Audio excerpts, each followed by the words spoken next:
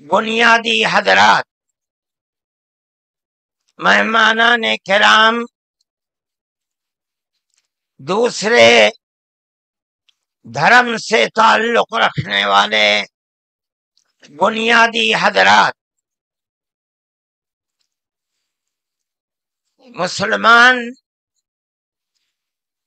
اس ملک کے اندر ہم اور آپ گاؤں در گاؤں، ہندو اور مسلم 1400 سال سے تقریباً ایک ساتھ رہتے ہیں. ہمارا کوئی اختلاف نہیں.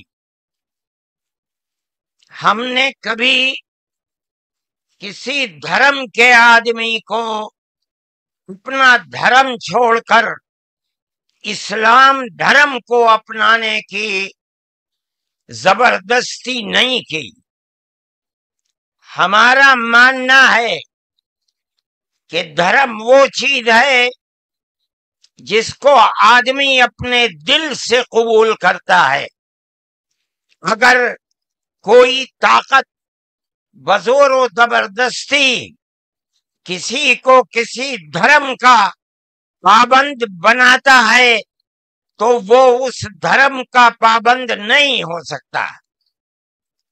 آپ دیکھیے، کمیونزم آیا، بخارا، سمرقند، تاشقند، ازبکستان، تاجکستان، پورے روس کے اندر، قزاقستان، قرغیزستان، آذربائیجان، یہ وہ ملک ہیں جو ملک خالص اسلامی ملک تھے، مگر کمیونزم نے اپنی طاقت کے بلبوتے پر مسجدوں کو توڑ دیا، نمائش گاہ بنا دیا، اور 80-90 سال میں یہ لگنے لگا کہ اسلام کا جنازہ نکل گیا. لیکن آپ دیکھیے کہ بزور و زبردستی کوئی دھرم ختم نہیں ہو سکتا. ایک فقیر ملک افغانستان کی دلدل میں دنیا کی سپر پاور پھنس کر دفن ہو گئی، ٹکڑے ٹکڑے ہو گئی، ختم ہو گئی. یہ ملک آزاد ہوئے اور مسجدوں سے پھر اللہ اکبر کی آواز بلند ہونے لگی. اس لیے کہ انہوں نے یہ سمجھا تھا کہ زبردستی اسلام کو تباہ کر کے، ختم کر کے، مسجدوں کو توڑ کر ملک ختم ہو جائے گا، اسلام ختم ہو جائے گا. ایسا نہیں ہے. کوئی بھی مذہب قبول کرنا انسان کے یہ اپنے دل کی بات ہے. دل اگر قبول کرتا ہے انسان مذہب کا پابند ہو جاتا ہے. اگر دل قبول نہیں کرتا تو اسلام اس مذہب کا پابند نہیں ہوتا. ہم اس ملک کے اندر ہندو مسلم کے ساتھ بھائی بھائی کی طرح رہتے ہیں. ہم نے ملک کی آزادی کے بعد بدقسمتی سے ملک کی تقسیم کے بعد سے ہم نے اس ملک کے اندر آپس کے اختلاف کو دیکھا. یہاں تک کہ اختلاف ہوتے ہوتے حکومتیں بدلتے حکومت بی جے پی کی آئی. ہم نے کبھی یہ آواز نہیں سنی تھی. ہم نے یہ بھی سنا کہ ان 20 کروڑ مسلمانوں کو گھر واپس کرو. یہ آواز اس سے پہلے کبھی نہیں آئی تھی. فرقہ پرست ذہنیت اتنی آزاد ہو گئی کہ وہ یہ سمجھتی ہے کہ ہم 20 کروڑ مسلمانوں کو پھر دوبارہ واپس کر کے اپنے گھر کی طرف لے جائیں گے. یعنی اس کا مطلب ہے کہ ہم ان کو ہندو بنائیں گے، اس لیے کہ ہندو ان کا گھر ہے، ان کے باپ دادا ہندو تھے. مگر میں آپ کو، یہاں کے دھرم گرو بیٹھے ہوئے ہیں، اور میں مسلمانوں کو نہیں، میں پورے ملک کے اندر میڈیا کے ذریعے سے یہ بات پہنچانا چاہتا ہوں کہ ایسا کہنے والے لوگ نہ اپنے ملک کی تاریخ کو جانتے ہیں، وہ جاہل ہیں، نہ وہ اپنے مذہب کی تاریخ کو جانتے ہیں۔ میں جو بات کہہ رہا ہوں وہ کہہ رہا ہوں اور صحیح کہہ رہا ہوں۔ میں نے اس مسئلے پر غور کیا ہے۔ میں یہ کہتا ہوں مسلمانوں کو یہ بات سمجھنی چاہیے، اور یہ دھرم گرو بیٹھے ہیں ان کو بھی یہ بات سمجھنی چاہیے کہ جس طرح اللہ نے سب سے آخری نبی حضرت محمد صلی اللہ علیہ وسلم کو عرب کی سرزمین میں بھیجا ہے، اس کی حکمت ہے، وہ اگر چاہتا امریکہ میں بھیج دیتا، وہ اگر چاہتا ان کو افریقہ میں اتارتا، وہ اگر چاہتا سوئٹزرلینڈ میں اتارتا، وہ اگر چاہتا دنیا کے کسی ملک کے اندر اتارتا، لیکن اس کی حکمت کہ اس نے سب سے آخری نبیوں کے سردار کو اگر اتارا تو عرب کی سرزمین میں اتارا۔ بالکل اسی طرح مسلمان اور ساری دنیا سمجھے کہ بالکل اسی طرح نبی اول الزمان کو، حضرت آدم کو جو نبی تھے، سب سے پہلے ان کو بھارت کی دھرتی کے اندر اتارا۔ اگر وہ چاہتا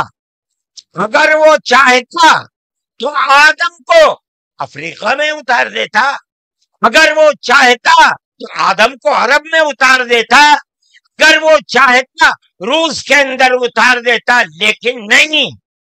وہ بھی جانتے ہیں، ہم بھی جانتے ہیں، ہمارا عقیدہ ہے، حدیث سے عقیدہ ہے کہ آدم کو دنیا میں اتارنے کے لیے اس بھارت کی دھرتی کا انتخاب کیا گیا۔ ان کے پاس کوئی آسمانی کتاب نہیں ہے۔ میں نے بڑے بڑے دھرم گروؤں سے پوچھا کہ آدم جو سب سے پہلا آدمی ہے آسمان سے اتارا، اللہ نے اتارا، وہ آدمی کس کی پوجا کرتا تھا؟ کوئی نہیں تھا۔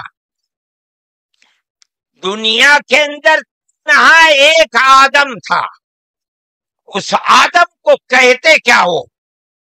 لیکن چونکہ کوئی آسمانی کتاب نہیں ہے اس لیے لوگ مختلف باتیں کہتے تھے، لیکن بڑے بڑے دھرم گرو یہاں تک پہنچے، انہوں نے کہا کہ ہم اس کو منو کہتے ہیں۔ صحیح بات ہے، ہم آدم کہتے ہیں، یہ منو کہتے ہیں۔ ہم آدم کی اولاد کو آدمی کہتے ہیں، انگریزی بولنے والے ایڈم کہتے ہیں، فارسی اور عربی بولنے والے آدم کہتے ہیں، اور یہ اس کو منو کہتے ہیں جو اس بھارت کی دھرتی کے اوپر اترا۔ ہم آدم کی اولاد کو آدمی کہتے ہیں اور یہ منو کی اولاد کو منش کہتے ہیں۔ سوال یہ پیدا ہوتا ہے، میں نے بڑے بڑے دھرم گروؤں سے پوچھا، جب کوئی نہیں تھا، نہ شری رام تھے، نہ برہما تھے، نہ شیو تھے، جب کوئی نہیں تھا تو سوال پیدا ہوتا ہے کہ منو پوجتے کس کو تھے؟ کوئی کہتا ہے کہ شیو کو پوجتے تھے، لیکن ان کے پاس علم نہیں ہے۔ بہت کم لوگ یہ بتاتے ہیں کہ منو کچھ نہیں تھا دنیا میں، وہ اوم کو پوجتے تھے۔ میں نے کہا اوم کون ہے؟ بہت سے لوگوں نے کہا کہ وہ ایک ہوا ہے جن کا کوئی روپ نہیں ہے، کوئی رنگ نہیں ہے، وہ دنیا میں ہر جگہ ہے، ہوا ہر جگہ ہے۔ انہوں نے آسمان بنایا، انہوں نے زمین۔ میں نے کہا کہ ارے بابا، انہی کو تو ہم اللہ کہتے ہیں، انہی کو تو تم ایشور کہتے ہو، اسی کو تو ہم اللہ کہتے ہیں۔ فارسی بولنے والے خدا کہتے ہیں، انگریزی بولنے والے گاڈ کہتے ہیں۔ اس کا مطلب یہ ہے کہ منو ایک اللہ، منو یعنی آدم، ایک اوم یعنی ایک اللہ کو پوجتے تھے۔ یہ ہمارے ملک کی تاریخ ہے، یہ دنیا کے دھرموں کی تاریخ ہے۔ کوئی ثابت نہیں کر سکتا کہ اوم یعنی آدم اللہ کو چھوڑ کر جس اللہ نے اپنے ہمارے عقیدے کے مطابق ان کے پتلے کو پہلے دھرتی کو پیدا کیا، دھرتی میں مٹی پیدا کی، اور جتنے رنگ اور جتنی طرح کی مٹی تھی سب مٹی میں سے تھوڑا تھوڑا لے کر اللہ نے یعنی اوم نے اپنے ہاتھ سے آدم یعنی منو کے پتلے کو بنایا۔ اسی لیے حدیث میں آتا ہے کہ جتنی طرح کی جتنے رنگ کی مٹی تھی، آدم کی اولاد، منو کی اولاد، منش کی اولاد اتنے ہی طرح اتنے ہی رنگ کی بدلی۔ کوئی مٹی سخت ہے، آدمی کے دل کے اندر سختی ہے، کوئی مٹی نرم ہے، جیسی مٹی تھی ویسا ہی اثر آدم یعنی منو کی اولاد کے اندر پایا جاتا ہے۔ یہ ہمارے اس دھرم کی خصوصیت ہے۔ اس کا مطلب ہے کہ سب سے پہلے لا الہ الا اللہ کی آواز ہندوستان کی دھرتی پر اتری ہے، یہاں سے پیدا ہوئی ہے۔ سب سے پہلے منو نے اوم کی عبادت کی ہے۔ اوم ایک ہے، اللہ ہے، ایک ہے، اس کا کوئی شریک نہیں ہے۔ پھر یہ چیز چلتی رہی۔ یہ آدم اور قوم کا یہی عقیدہ تھا، ان سے غلطی ہو گئی۔ ہمارا قرآن کہتا ہے وہ پریشان تھے کہ میں اپنے اللہ سے یعنی اوم سے، منو سے جو غلطی ہوئی ہے اپنے اوم اور اپنے اللہ سے معاف کیسے کراؤں۔ قرآن کہتا ہے اللہ نے ان کے دل کے اندر ڈالا، فَتَلَقَّى آدَمُ مِن رَبِّهِ كَلِمَاتٍ فَتَابَ عَلَيْهِ۔ وہ بات کیا تھی؟ قرآن کہتا ہے ربنا ظلمنا انفسنا وَإِن لَّمْ تَغْفِرْ لَنَا وَتَرْحَمْنَا لَنَكُونَنَّ مِنَ الْخَاسِرِينَ۔ اے میرے اور میری پتنی ہموتی کے مالک پالنہار، ہم سے غلطی ہو گئی، ہم نے اپنے اوپر ظلم کر لیا۔ اے اوم، اے اللہ، اگر تو نے معاف نہیں کیا تو ہم بڑے ٹوٹے میں رہ جائیں گے۔ اس کا مطلب ہے کہ وہ ایک اوم ایک اللہ کی عبادت کرتے تھے۔ یہ اس دھرتی کی تاریخ ہے۔ نہ اس وقت شیو تھے، نہ رام تھے، نہ برہما تھے، کوئی نہیں تھا، تنہا آدم اور منو تھے۔ وہ جانتے تھے کہ ان کا پالنہار کون ہے، وہ ان کی عبادت کرتے تھے۔ پھر اس کے بعد ان کی اولاد چل پڑی اسی دھرتی کے اوپر، انہوں نے چراغ ایک اوم یعنی ایک اللہ کی عبادت کا اس بھارت کی دھرتی پر دنیا میں سب سے پہلے جلایا تھا۔ کچھ دنوں کے بعد وہ چلے گئے دنیا سے، اپنی اولاد کو یہ سبق دے کر گئے۔ ان کی اولاد جانتی تھی کہ پالنہار کون ہے۔ قرآن کے اندر دو بھائیوں کا ذکر آتا ہے، آدم کی اولاد، ایک دوسرے میں لڑائی ہو گئی۔ ایک نے کہا لا قتلنک، میں تجھے جان سے مار کر ہی دم لوں گا۔ یہ دنیا کے اندر ہمارے آقا حضرت محمد صلی اللہ علیہ وسلم فرماتے یہ دنیا میں سب سے پہلا قتل ہے۔ دوسرے بھائی نے کیا کہا؟ لئن بسطت الی یدک لتقتلنی ما انا بباسط یدی الیک لاقتلک۔ اے بھائی، اگر تو مجھے قتل کرے گا، ہاتھ بڑھائے گا، میں تو تجھے قتل کرنے کے لیے ہاتھ نہیں اٹھاؤں گا۔ کیوں؟ کہتا انی اخاف اللہ رب العالمین، میں اس اللہ سے، اس اوم سے جو سارے جہان کا پالنہار ہے، مجھے تو ڈر لگتا ہے۔ یہ کس نے بتایا کہ اللہ ہے اوم اور وہ ساری جہان کا پالنہار ہے؟ یہ وہی ہے جو باپ نے بتایا تھا، منو نے بتایا تھا، آدم نے سکھلایا تھا۔ آدم اس دنیا سے چلے گئے، 10 20 25 50 100 پیڑھیوں کے بعد اولاد بھول گئی سبق، بائیں بائیں ہونے، اللہ نے دوسرا نبی بھیج دیا۔ کس کو؟ حضرت شیس کو بھیجا۔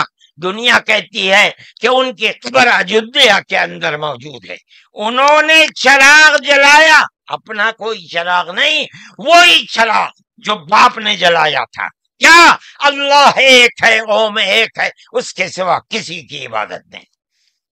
وہ بھی چلے گئے دنیا سے 10 20 25 50 پیڑھیوں کے بعد، وہ بھی دائیں بائیں ہوئے۔ اللہ نے تیسرا نبی بھیج دیا حضرت ادریس کو۔ انہوں نے کیا بتایا؟ اپنا کوئی چراغ نہیں، دین کا وہی چراغ ہے جو آدم نے اس دھرتی کے اوپر جلایا تھا۔ کیا؟ اللہ ایک ہے، کوئی اس کا شریک نہیں۔ کچھ دنوں کے بعد وہ بھی ختم ہو گئے، پھر چلتے چلتے پھر اولاد دائیں بائیں ہونے لگی۔ اللہ نے چوتھا نبی بھیج دیا۔ وہ کون؟ حضرت نوح۔ اس کو یہاں کے ہمارے برادران وطن کہتے ہیں، جو پڑھے لکھے لوگ ہیں، وہ کہتے ہیں دوتو نبی، دوتی منو، دوسرے منو۔ کیا مطلب؟ انہوں نے 950 سال وہی چراغ جلایا جو پردادا نے جلایا تھا، منو نے اس دھرتی کے اندر جلایا تھا، مگر لوگوں نے مانا نہیں، بد دعا کی انہوں نے۔ ساری دنیا میں طوفان آیا اور ساری دنیا ڈوب کر مر گئی۔ بس ان کے 3 بیٹے جو ان کے ساتھ کشتی میں تھے اور کچھ عورتیں تھیں وہ رہیں۔ اس کے بعد پھر ان سے نسل چلی۔ ان کا پیغام کیا تھا؟ قرآن کہتا ہے وَلَقَدْ أَرْسَلْنَا نُوحًا إِلَىٰ قَوْمِهِ فَقَالَ يَا قَوْمِ اعْبُدُوا اللَّهَ مَا لَكُم مِّنْ إِلَٰهٍ غَيْرُهُ۔ اے میری قوم، ایک اللہ یعنی ایک اوم کی عبادت کرو، اس کے سوا کوئی اوم نہیں ہے۔